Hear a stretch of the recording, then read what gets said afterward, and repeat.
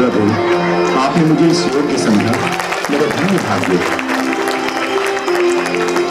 जाओ अंगद, विजय भवा।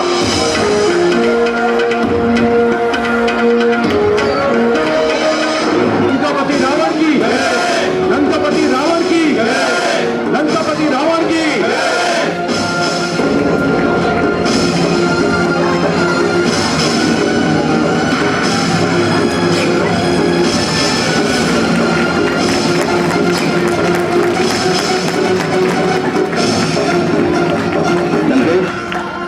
राम का यह शांति दूत आपके लिए संदेश लेकर आया।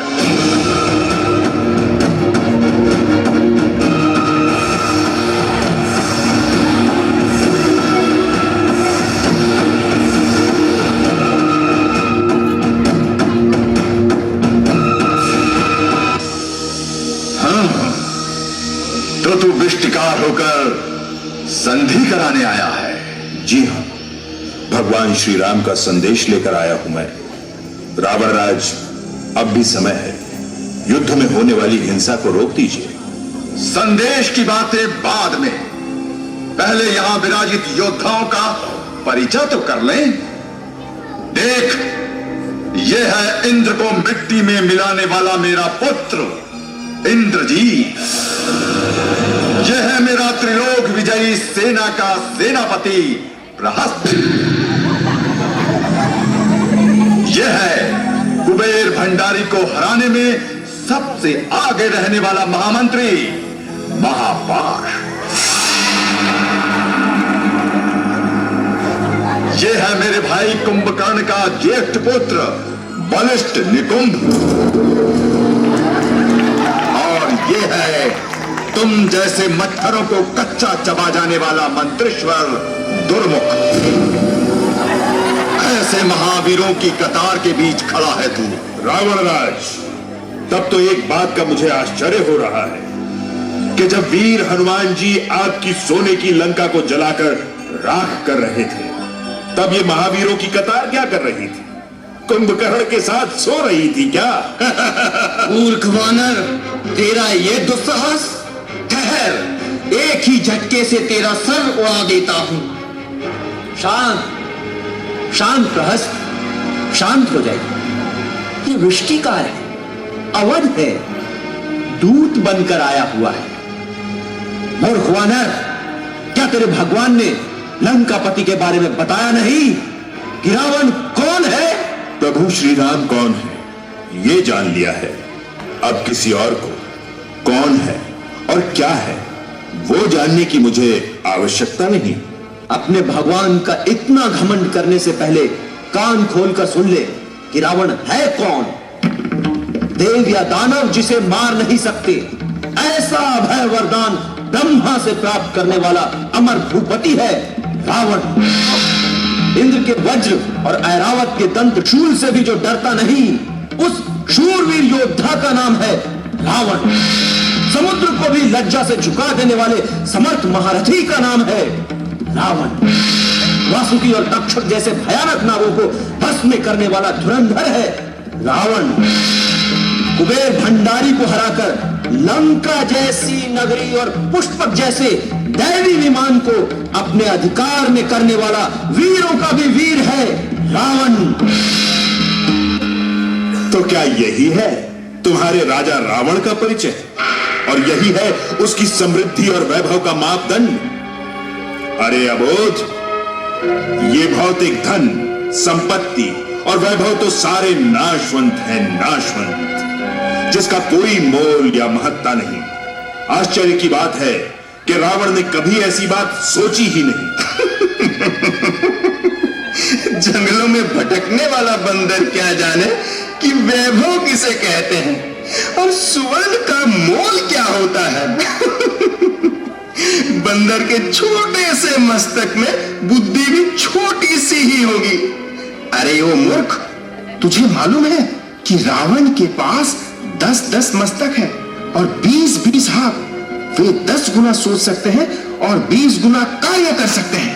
10 में से किसी एक मस्तक ने भी कुछ अच्छा सोचा होता और 20 में से किसी एक हाथ ने भी कुछ सत्कर्म किया होता, तो तो शायद परम कृपालु श्री राम आज युद्ध की बजाय आशीर्वाद देने यहां पधारे होते। किसको पड़ी है राम के आशीर्वाद की? लगता है तूने रावण को ठीक से पहचाना नहीं है कि रावण कौन है, अन्यथा उनके सामने इस तरह दुस्साहस नहीं करता। हाँ भाई हाँ, कदाचित सच कहते हो तुम। बोलो, अब तुम ही बताओ, किस रावण की बात कर रहे हो तुम? पाताल में जिसे बंदी बनाकर रखा गया था और बलि राजा ने जिसे छुड़वाया था वो, या महिष्मती में सहस्त्रबाहु के बंधन से पुलत्स्य मुनि ने छुड़वाया था वो, राजा जनक के दरबार में शिव धनुष्य को उठा नहीं पाया था वो, या तपस्विनी सती वेदवती की लाज लूटने का जिसने निष्फल प्रयास किया था वो, मेरे पिताश्री वाली ने जिसको मेरे झूले से बांध कर रखा था वो, या फिर शिव जी के नंदी का उपहास करने पर जिसके सभी बाहु कैलाश पर्वत तले कुचल गए थे वो? बताओ बताओ, कौन से रावण को पहचानना होगा मुझे? अंगद, अपनी मृत्यु को आमंत्रण दे रहा है तू? यहां संधि के लिए आया है या महाराज का अपमान कर? जिसका जगत में मान होता है उसका अपमान नहीं होता। बस बंद कर तेरा ये वाक चातुरी, सीधी तरह से बात कर। बोल, राम ने तुझे यहां किस लिए भेजा है? हाँ, सिवाय सीता के अगर दूसरा उसे कुछ भी चाहिए तो उस पर हम विचार कर सकते हैं। मेरे स्वामी श्री राम तो समग्र जगत के आधार हैं, दाता है, विधाता है। उन्हें भला क्या चाहिए तुमसे? उन्होंने तो कुछ देने के लिए भेजा है मुझे। शरीर को ढकने के लिए पूरे वस्त्र तो है नहीं और हमें कुछ देने के लिए भेजा है।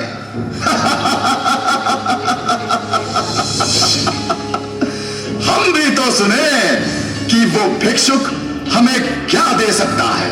धर्म अधर्म का थोड़ा ज्ञान, सत्य और नीति की थोड़ी सीख। नहीं चाहिए मुझे ऐसी कोई भीख। रावण राज, जिसे आप सामान्य मनुष्य समझ रहे हैं, वो असल में मनुष्य के रूप में स्वयं भगवान हैं। अब भी समय है, उन्हें पहचान लो, उनकी शरण में आ जाओ।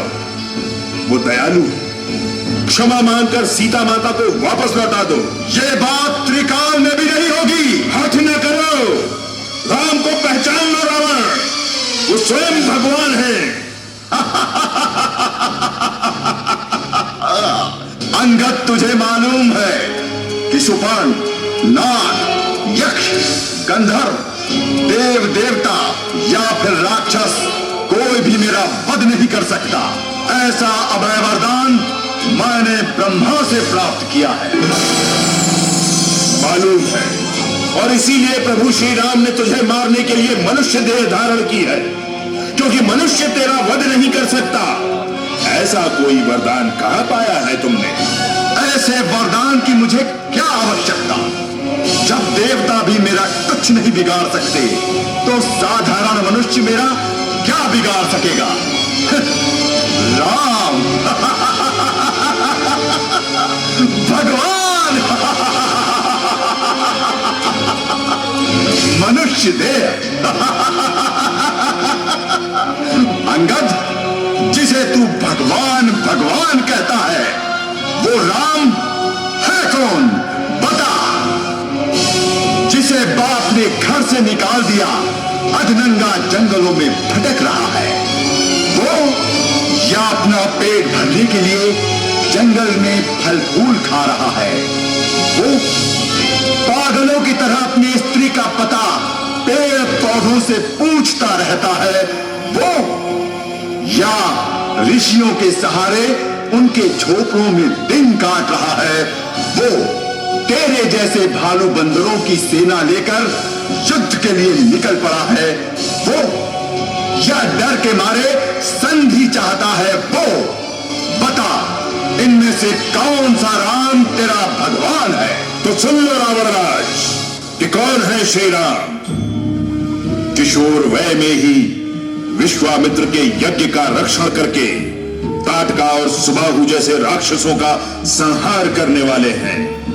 श्री राम, जनक राजा की सभा में जिस शिव धनुष्य को तू भी नहीं उठा सका, उस शिव धनुष्य को एक ही पल में उठाकर भंग करने वाले हैं। श्री राम, पिता के वचन का मान रखने के लिए तत्काल राजपाट का त्याग करके वनवास चले जाने वाले त्यागवीर हैं। श्री राम, परशुराम का तेजावध करने वाले श्री राम, दंडकारण्य में विराट, खर, दूषण और त्रिशिरा जैसे राक्षसों को 14,000 की सेना सहित यम सदन पहुंचाने वाले हैं। श्री राम, केवट और शबरी जैसे निर्धन भक्तों के बेली हैं। श्री राम, अनेक तपस्वियों को उनकी तपश्चर्या का फल देने वाले हैं। श्री राम, हम जैसे बंदर और भालुओं को उत्तम भक्त बना देने वाले हैं। श्री राम, बोलो रावण राज, बोलो। राम के तो अनेक रूप है, किस रूप से परिचय करवाऊं तुम्हारा? उनकी महिमा अपार है। तेरे राम की महिमा तेरे पास ही रख। अंगद, तू यहां आया, तूने लंका नगरी में हमारे विजय की तैयारियां होती हुई देखी कि नहीं? तेरे भगवान को इस बात की सूचना अवश्य देना। अवश्य, किंतु रावणराज, मुझे तो ऐसा लग रहा है कि ये सब तैयारियां तुम्हारे विजय की नहीं, तो तुम्हारी अंतिम यात्रा की है, श्राद्ध की है। अंगद, अपनी वाणी को अपने वश में रख। त्रिलोकी विजयी लंकापति महाराज रावण से बात कर रहा है, उनका अपमान नहीं होना चाहिए। महापाश, तो फिर इस ब्रह्मांड के अधिपति श्री राम का, मेरे स्वामी का भी अपमान नहीं होना चाहिए। उनका भक्त होकर मैं भी ये सहन नहीं कर सकता।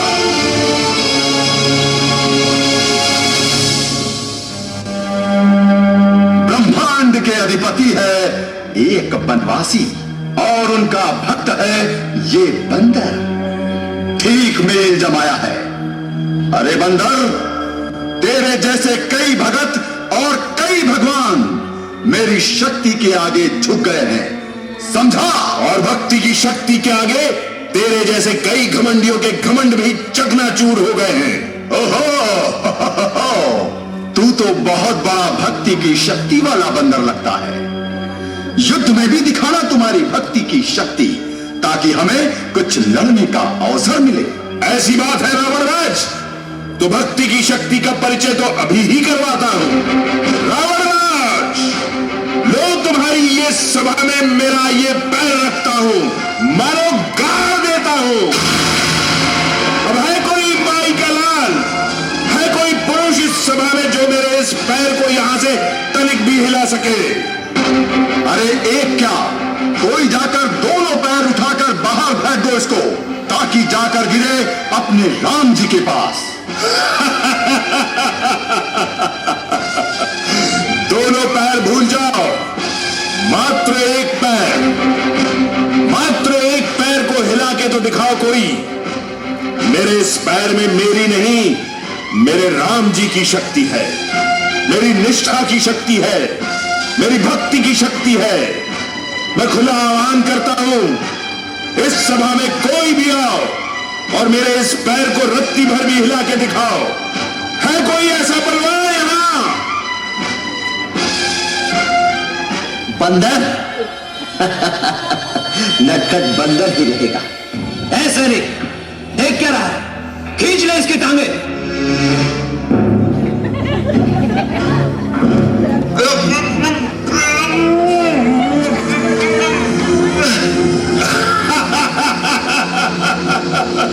सैनिक में भला कितनी शक्ति हो सकती है? लो, मैं ही पैर तोड़ डालता हूं तेरा।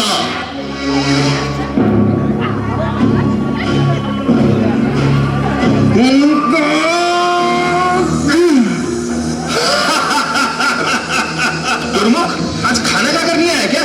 चल हट जा, हट जा। अबे वानर, मैं कुंभकर्ण का बेटा हूं, कुंभकर्ण का बेटा, समझा? अरे बाप बेटे दोनों आ जाओ, तो भी कोई बात नहीं। ओहो, इतना घमंड?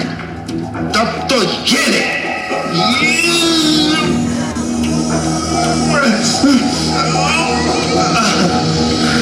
निगम, तुम लोग क्यों आज इतने दुर्बल हो गए हो? लो, मैं ही इसे पटक देता हूं।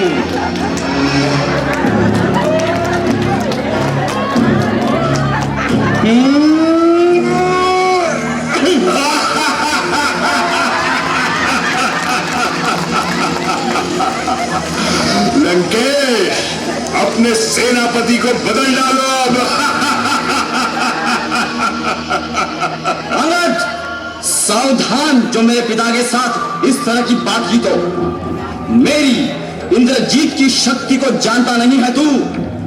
तूने अगर मंत्र तंत्र से पैर को स्थिर किया होगा तो मैं उसे उखाड़ कर फेंक सकता हूं। इसीलिए चुपचाप अपनी तांत्रिक विद्या को समेट कर चला जा। मेरी भक्ति की शक्ति को तांत्रिक विद्या कहते हो? इंद्रजीत, रावण, सच कहता हूं, अगर कोई मेरे इस पैर को हिला देगा तो जाओ। मेरा वचन है कि मेरा संधि कार्य यहीं पर समाप्त हो जाएगा।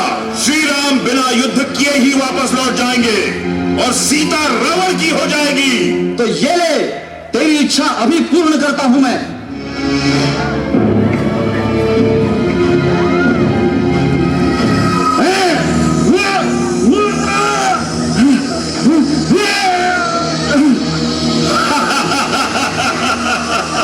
अंगद, तेरा ये फूल कपट समेट कर अब चला जा यहां से।